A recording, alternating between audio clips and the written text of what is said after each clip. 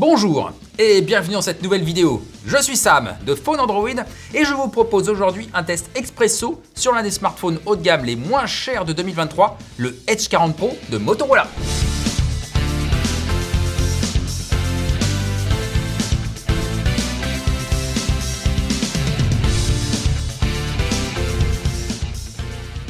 Le Edge 40 Pro est le nouveau smartphone haut de gamme de Motorola. Sa fiche technique est complète et actuelle, avec bien évidemment le Snapdragon 8 Gen 2 aux commandes, un écran OLED qui va bien et la charge rapide 125 watts pour redonner rapidement de l'énergie à la batterie de 4600 mAh. Le prix du téléphone est fixé à 899 €. Un smartphone haut de gamme sous la barre des 1000 €. Rares sont les marques à proposer cela. Nous avons OnePlus et nous avons Motorola. Mais ce nouveau Edge 40 Pro a-t-il ce qu'il faut pour aller défier des smartphones beaucoup plus chers que lui? Je vous propose de répondre à cette question dans ce test expresso qui doit durer moins de 5 minutes, le temps de prendre un café, un cappuccino ou un macchiato. Ne perdons donc pas de temps.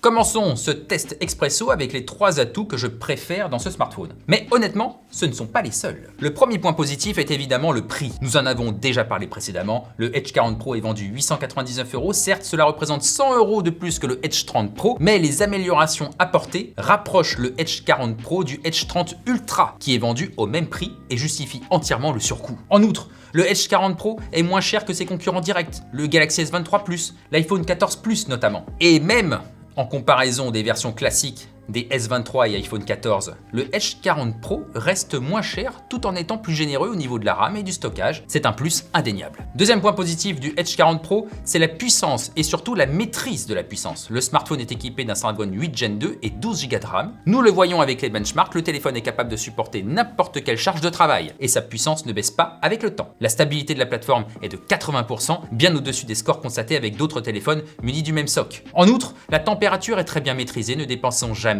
les 43 degrés. Et cela reste généralement autour de 41 degrés. Dernier point positif parmi d'autres, l'autonomie et la recharge. Le smartphone intègre une batterie d'une capacité plus petite que la concurrence, 4600 mAh. On aimerait bien que Motorola monte à 5000 mAh. Mais grâce aux optimisations de Qualcomm sur le Snapdragon 8 Gen 2, le Edge 40 Pro atteint les 2 jours d'autonomie en usage standard avec les options d'écran et d'interface par défaut. Pour les joueurs, l'autonomie est de 4 à 5 heures selon les graphismes du jeu. Et quand la batterie est vide, vous pouvez la recharger avec le chargeur contenu dans la boîte. Un chargeur compatible 125 watts, oui madame, qui va remplir la batterie de 0 à 100% en 25 minutes environ. Attention, le téléphone doit être allumé pour cela, sinon c'est beaucoup plus long.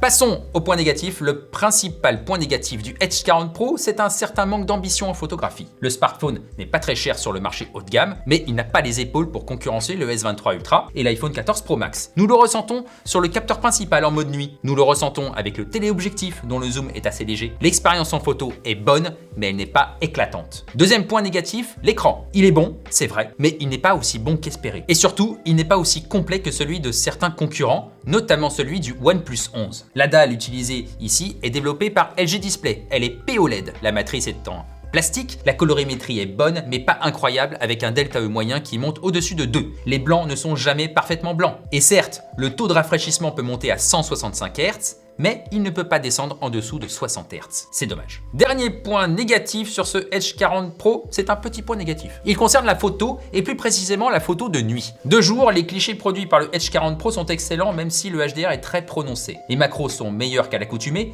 et les portraits sont top comme avec le Edge 30 Ultra. En revanche, les photos de nuit ne sont pas au même niveau. Les couleurs sont parfois dénaturées, la balance des blancs et le contrôle des ISO pourraient être mieux maîtrisés et le bruit s'installe rapidement. En outre, le zoom numérique n'est pas dingue, même de jour.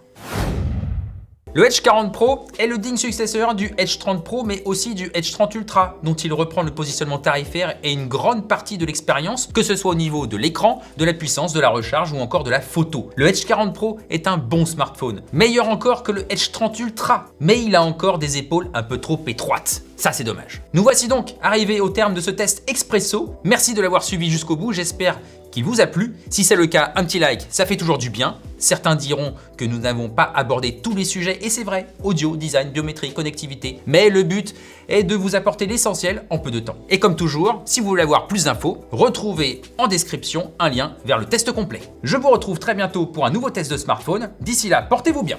Ciao!